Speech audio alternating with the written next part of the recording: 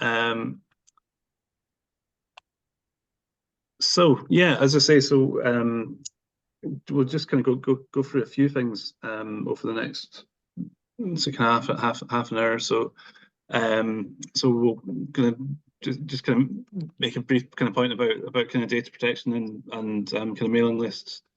I was going to look at subject lines and how to kind of make those as appealing as you can to people who are going to see your newsletter in your inbox. I'll talk a wee bit about content, but kind of in kind of generalities, and then kind of measuring success. So I'll show you a few things that you can kind of use to kind of measure the success of an email newsletter, and kind of make some general suggestions about things that you could try and look at to kind of raise the bar. We've also invited Gayle, who is Gayle Brown, who's from Youth First, and Gayle's going to talk a wee bit about how Youth First uses newsletters, the kind of pros and the cons as well. And then I think, as I said, there'll be some time for questions at the end. So firstly, I just wanted to kind of introduce Climate Action Fife and Fife Climate Hub. So these are the two organisations that are putting on the series of workshops that I know a lot of you have been to all of them so far. Hopefully you'll stick around for the last two over the next couple of weeks. So Climate Action Fife is a Fife-wide partnership project, and it brings together individuals, communities, local government and businesses to tackle the climate emergency and make Fife a greener and fairer place to live. And Fife Climate Hub is a Fife Communities Climate Action Network project. It empowers community-led action on the climate crisis. It builds capacity of existing groups who are working on the climate. It delivers stronger collaboration, and it reaches beyond the climate engaged to grow a diverse network across Fife. So really what we're trying to do through these workshops is try to kind of empower people and groups, kind of share some skills and knowledge, and yeah, hopefully kind of try to help you get your message across. So first, it's probably just worth mentioning, so I'll be kind of talking quite a bit about Mailchimp, and there's a few reasons for that. So one is that Mailchimp is one of the kind of market leaders in terms of email software. They also provide a free account that you can take advantage of, and I'll share a bit more information about that. But just worth bearing in mind, this isn't a commercial advert for Mailchimp. There's lots of alternative packages out there. So yeah, do kind of Google around and look for alternatives if you want to. And yeah, I think I'm by no means an expert in all of the logos on the screen there, but I do know a few of them offer free accounts in the same way as Mailchimp, up to a certain point. So I guess another thing to talk about is why actually would you use email software? So obviously, you've got access to, say, a Google email address or Hotmail, whatever your email supplier is. So obviously there's a few key things that are useful and make it a great benefit to actually use something like Mailchimp. So first of all, that the data that people share with you is held securely. So they've got obviously quite secure servers and good processes that prevent you kind of inadvertently sharing lots of data in a way that you didn't intend. It also makes it quite easy to manage. So Mailchimp basically gives you a little database to which you can add email addresses, and you can kind of manage things from there. It's quite easy to make well-designed emails. So you can there's a very simple editor, so you can set up kind of blocks of content, and the end result is usually quite appealing. And the third thing is that you can measure, so you can see how your emails are doing over time. It gives you some quite good analysis, so you can make a reasonable judgment about if your emails are kind of performing well, or if there's things that you can change. And I'll talk a wee bit about that a bit later on. So yeah, as I say, absolutely not an advert for Mailchimp, but is kind of market leading service. And here's some of the details of what you can get for free, which I think is one of the benefits certainly to kind of smaller organizations. So you can have up to 500 email addresses in your account, and you can send up to 1,000 emails a month. So that basically means you could send a newsletter every fortnight to up to 500 people. As I say, it's quite easy to put together an email newsletter that looks nice. You can include text and images. You can set things up so that your email goes out at a specific time, and then once you kind of reach those limits, you can get a paid account, and those start from £10 a month. So yeah, so just kind of quick note on kind of email lists, kind of and really what you need to do. So GDPR, which is the General Data Protection Regulations that came in 2018.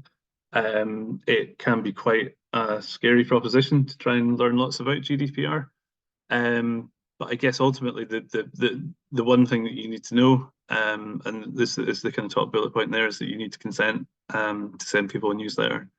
So that means basically that somebody has told you they've opted in and said, yeah, I kind of want to hear from you. And you can obviously do that in a variety of ways. So you can, if you've got a website, Mailchimp gives you the ability to make a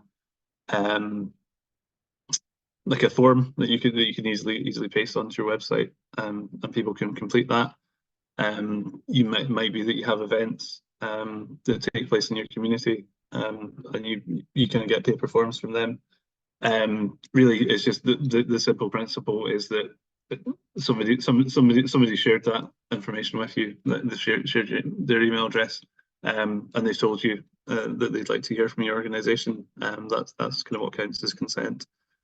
Of course, the other thing to say is about when people take the consent away, when they opt out, that you do have to unsubscribe them from your mailings. Another advantage of using something like Mailchimp is then what can happen is when they receive a newsletter from you, they decide, for example, they've moved away from the area, they're no longer interested. There's a big button on the bottom of the email that says unsubscribe, and they just have to hit that. And you're complying with the regulations you need to comply with, and they won't hear from you again unless they change their mind.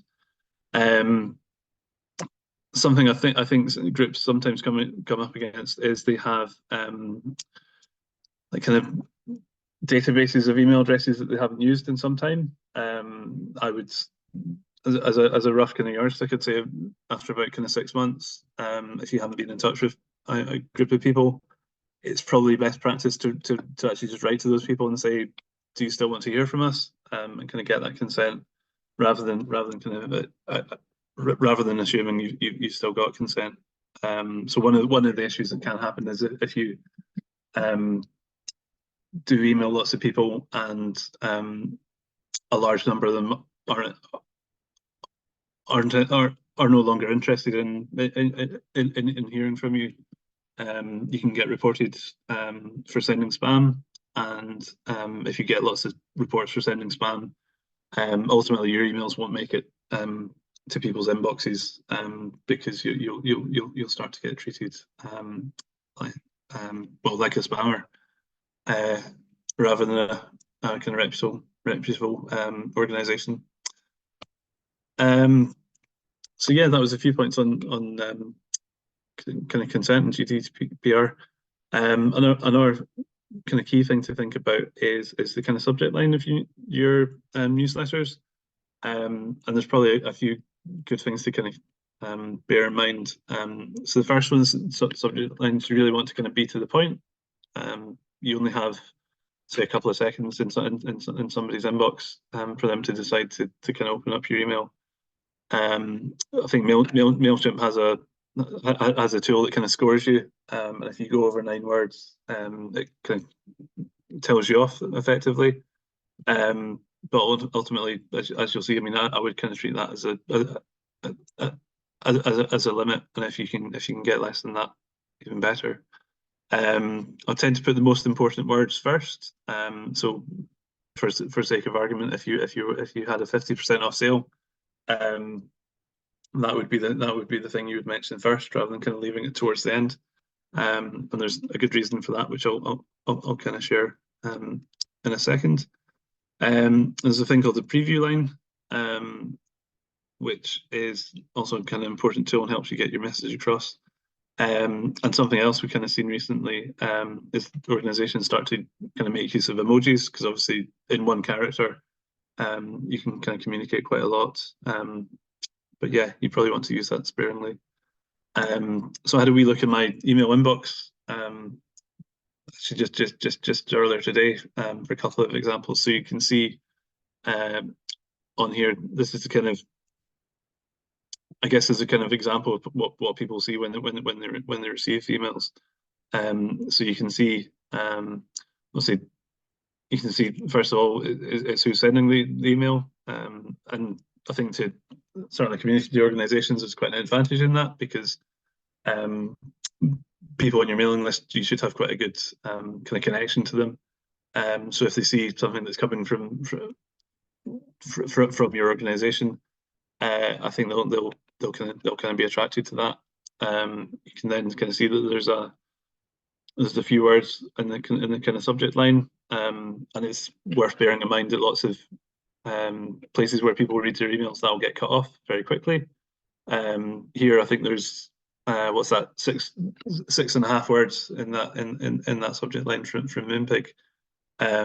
But yeah, that's kind of making the point about the most attractive, important words first. So yeah, Moonpig are very, very quick to tell me that I can save 30%, and then they share the rest. And then the preview line that I mentioned is the line that says, you know, whatever the occasion, we've got your back. So yeah, there's just a bit more opportunity there to kind of get a message across. And then in the case of the email from the Scottish Wildlife Trust, it's I think they have forgotten the preview line there, because what's appearing there is that's just the kind of top of the email. So email software will just kind of pick that up automatically. But yeah, so Scottish Wildlife Trust could have told us a wee bit about some of the events they've got planned, inspired us a wee bit with that line. So yeah, it's just to point out the space that we can make use of. I can see some comments are kind of piling up. I can't actually, just because I'm sharing my screen, I can't open the chat. I just wondered, were there any kind of questions to answer just now? There was a couple of people that dropped out due to poor signal, and Aileen provided some links, so no questions. Okay, well, that's cool. So yeah, kind of moving on to the content, the actual kind of body of the email. There's a few things I guess are important to kind of think about. So I found a statistic that says people are going to give you on average 57 seconds of their time to read an email newsletter, which works out to, that's enough time for the average reader to read 240 words, which isn't a lot really. It's the kind of average length of a story in a newspaper. So I guess that just means ultimately that you need to be kind of short and to the point, particularly if you've got a newsletter that's got lots of items in it. is really just going to kind of give people the facts. And certainly what we do at Greener Kirkcaldy is our newsletter is a kind of brief summation of things, and then we provide links to further information, usually on our website. It can be in other places, but yeah, it just kind of gives people a kind of a flavour of what's happening, and then we try to get them onto the website where they can find out more information. And also a useful tool in terms of kind of looking for readability is called the Hemingway app. And yeah, I've got a wee screen of that. So we use this quite a lot, and you can basically you can go into this website, you can paste what you've written into the site. Not totally sure what that red line is. Apologies for that.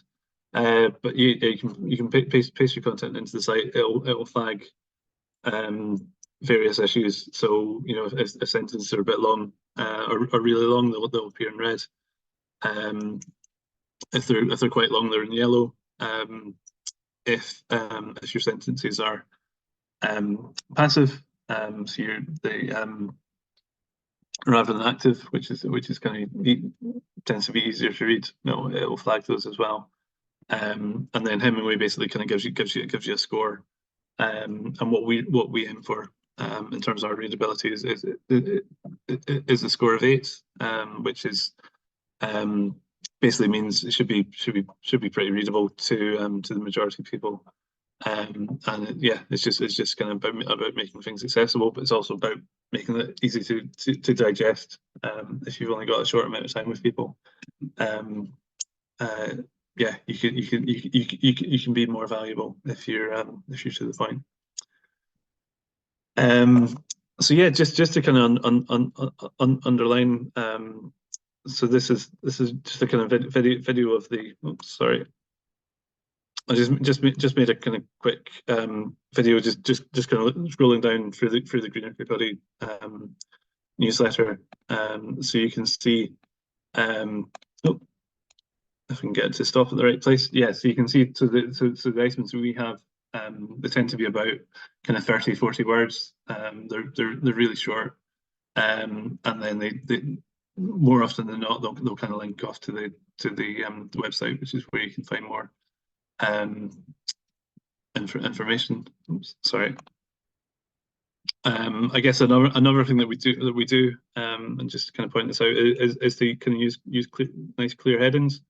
So there's kind of different sections to the newsletter as well.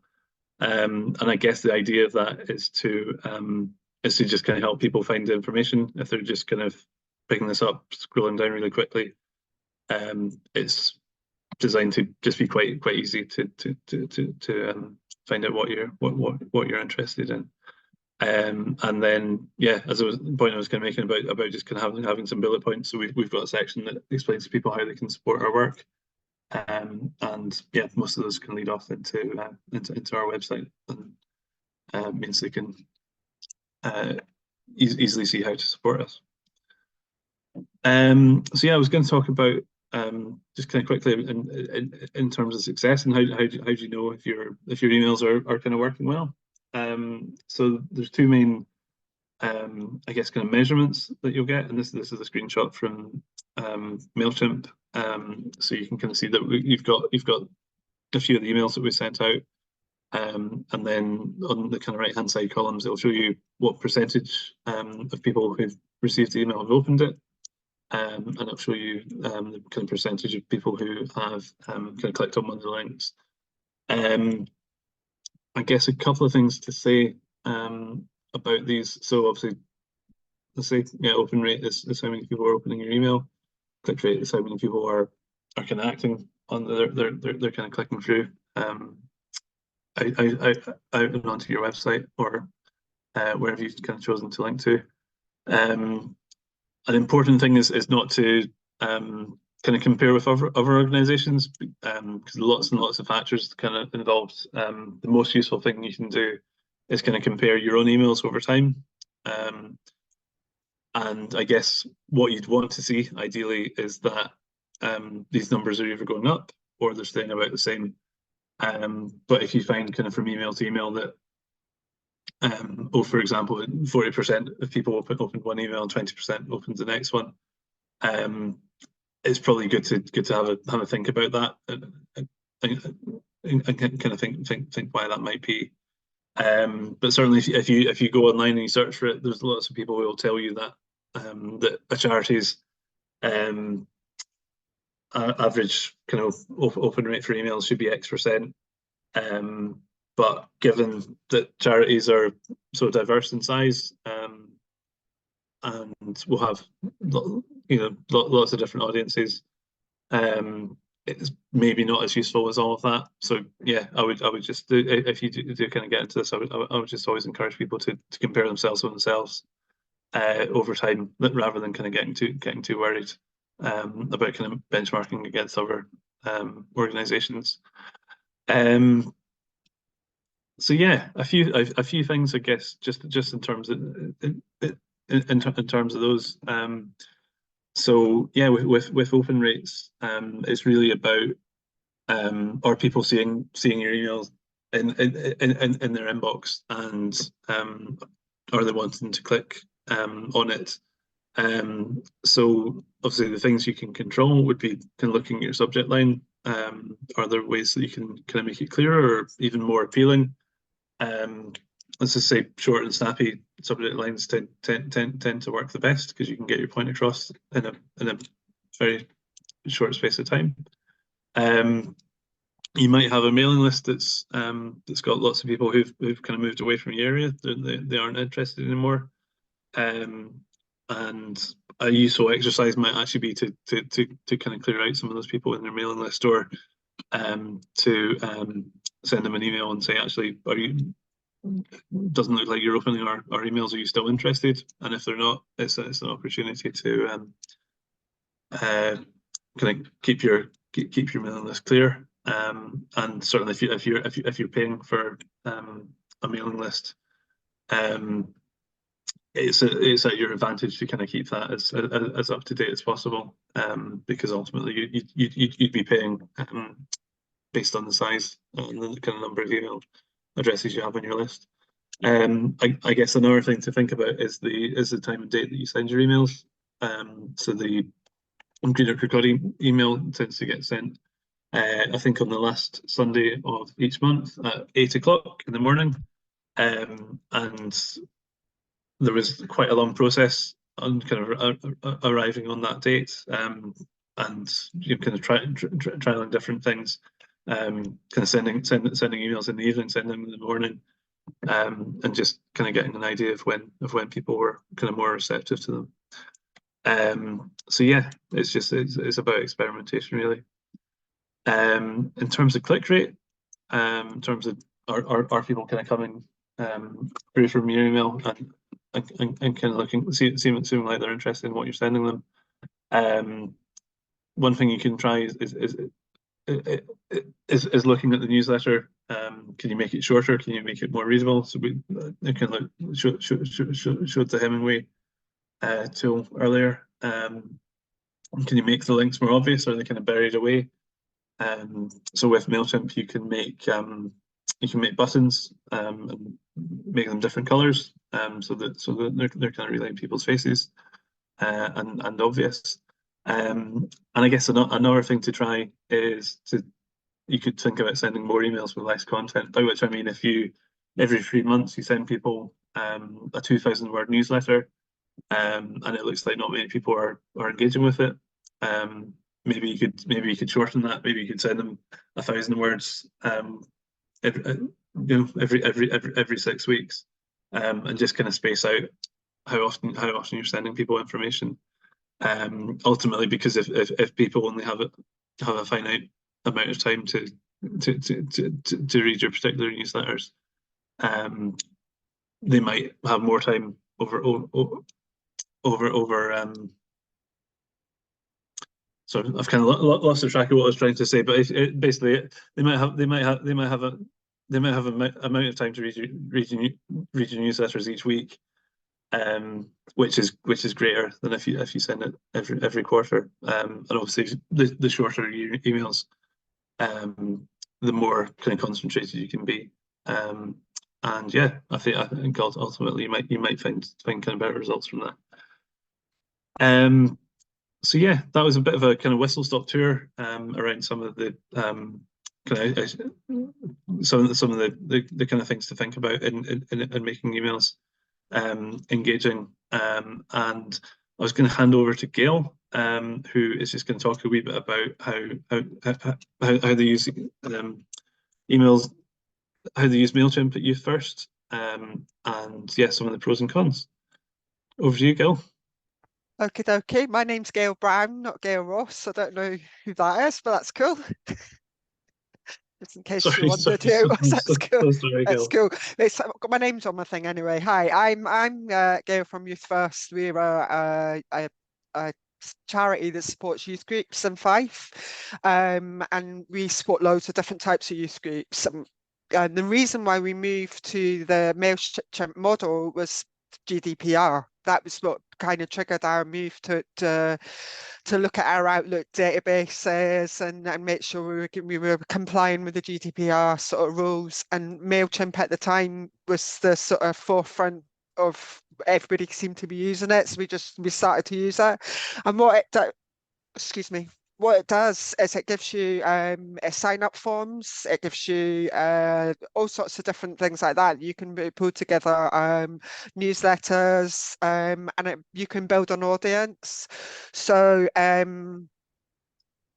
the audiences we've got are our youth workers, and we've got lots of contacts that are interested in what we do in the Youth Voluntary Youth Network, and we're able to produce newsletters to send out to them. I can actually share my screen. I think it might be better for me to share my screen to show you exactly what you first offer. In fact, could I do that, Rory? Is that possible? If you're happy to do that. So I'll just stop sharing mine. Right, I'm gonna do that one first.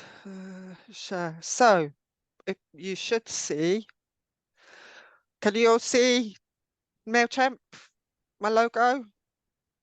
Or can you see two hippos? Because I've got two screens in front of me. I want to make sure that you've got the right. We can see that. We can see the. You can't see the hippos. The hippos are looking at me right that way. Anywho, right. So basically, the good thing about Mailchimp is you get a sign-up page. So, your beneficiaries or whoever you can send them a link, which would be this link here. And they could sign up, and that could go on your website, go on Facebook, Twitter, or whatever social media you use, and they can sign up, and that just gives them an opportunity to be able to what it means by signing up. It gives them the opportunity to have ownership of their own data, so they get to keep it up to date. They get to give you as much information as they want, and they get to choose whether they want to subscribe or unsubscribe in the future. So it gives. And that keeps all your information GDPR compliant, which is one of the biggest reasons why we moved to this. So yeah, so it's an absolutely takes that sort of off your mind in terms of worrying about whether you've got the right information on your Outlook databases or your email, your email distribution lists. This is a newsletter that I've been working on today, actually, and we're working on our training menu. And it's really, really simple to use. It's basically a drag and drop process of setting up a newsletter. This is a simple training bulletin where we're showing all the sorts of training that we're doing, the people who are delivering, and it links into sign-up forms. And you can pop in anything you like. These functions here allow you to put in text, pictures, buttons, links, all sorts of things to make it look pretty, basically. And you can set up templates that match your branding for your organization as well. So obviously you can see my branding is very much red. So we were talking about that before everybody arrived, that red is kind of your first sort of main color, and it runs through most of our stuff. So this is what I send out regularly to our members. And along with other recommended training, which I did have bits and bobs for tonight on it as well. So it's a really, really good software package to use for newsletters. There are restrictions. I was lucky. I started with Mailchimp right at the very beginning of using it. I have got more access to different audiences. I get 3 audiences and I'm not paying anything, but I don't think you can get that now. If you sign up, you can only get 1 audience and so many emails, and they're changing the pricing all the time. So, and they're putting restrictions in. I'm finding that it's been a little bit restricted in terms of how many emails you can send out. So I'm now looking at other options like MailerLite is one of the ones I'm actually looking at. But again, it's a similar sort of setup in terms of doing your audiences and setting up a newsletter. So yeah, so that's basically a newsletter that I would do. I'll show you the preview. It gives you a preview before you go out. So it could enter the preview. I can see it, what it's going to look like from the mobile point of view, to what it looks like on their inbox, and what it looks like on the desktop. This is just really, really simple. The links all link up to your sign up sheets on the Eventbrite if you're using Eventbrite for your training and things like that. So yeah, it's a really, really good package. And it's well worth playing around with. And I would highly recommend that when you start up with it, is play around with it. Just click the buttons and learn it. There's nothing you can do that's going to hurt the program at all. You just need to play around with it and get used to, doing it. We do all our bulletins on it. We do adverts. This is some of the things that we've done recently. We start standalone. Rory's right about keeping messages short and sweet. We tend to use for promoting different other people's events. It's their pictures that we use to send out. That's the audience dashboard, for instance. That's quick. So you can add logos and all sorts of different things into it. But it's a newsletter. It's not Canva. You're not going to get fancy design pictures or anything like that, but you can use Canva in conjunction with it by uploading pictures onto your newsletter. So you could do something really cool on your design software and pop it in, or you could use photos and all sorts of stuff. Is that okay? Yeah, I was saying on the chat that if you go in Classic, which you've got there, you can check your links are all working, which is very useful as well. Yeah. The link checker. So it's really important to check your links. There's been a few times when I've had an email to say your link's not working, and it's really frustrating when you've worked so hard on it. And sometimes you get bogged down with it, but check your links before you send out. That's good advice, especially if you're doing training. I mean, I'm always on the end of an email. If anybody has any questions, if they're working on Mailchimp, I'm happy to take field any questions. If you're working on it, you need any advice, I'm happy to do that. But just play about with it. That's the best advice I can give, because it is a really easy program to use. Thanks, Gayle. That was really helpful. And yeah, I think I'd echo that advice of play around with it, try things out, and yeah, don't be afraid of breaking anything, because I think you're right. There's nothing kind of too serious will come from kind of playing around from things. So yeah, I think so. We're kind of at the point of really just if anybody had any specific questions, and again, actually, another thing that Gayle said that I'd agree with is I'd also just be quite happy to hear from folk, because obviously I think it would be hard, even if we had 2 hours, to actually just kind of sit down and actually kind of to go through kind of step by step of how to kind of work this. But yeah, if there's any points anyone does get stuck, I think happy to hear from you too.